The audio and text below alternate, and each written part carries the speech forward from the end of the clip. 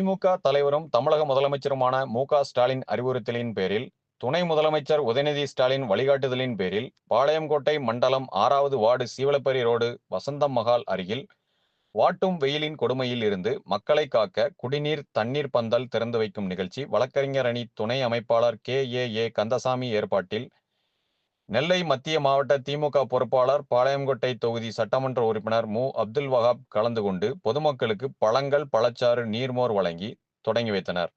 இந்நிகழ்ச்சியில் மாநில வர்த்தக அணி இணைச் செயலாளர் மாலைராஜா, மாநகர கழக பொறுப்பாளர் பூக்கடை அண்ணாதுரை, பாளையங்கோட்டை பகுதி கழக செயலாளர் அண்டன் செல்லத்துரை, வட்டக்கழக செயலாளர் வழக்கறிஞர் பத்மராஜ், மாமன்ற உறுப்பினர் ஜெகநாதன், மாநகர பிரதிநிதி பிரான்சிஸ், தொழிற்சங்கம் சண்முக சுந்தரம், வட்டக்கழக பிரதிநிதிகள் அகஸ்டின் முத்தையா, திரு பில்லி என்ற Murugan, Francis, John Paul, Arunmadhan, Murugan, Karuppasamy, Meeran, Ratheesh, Saravanan, Deepak, Vishnu, Anush Pandian, Suchitra, Lakshmi, Harini, Kathir, Saranjith, Maharaja, Kumar, Ratheesh, Saravana, Vigneswaran, Alagesan, Isakkimuthu மற்றும் திமுக நிர்வாகிகள் பலர் கலந்து கொண்டனர்.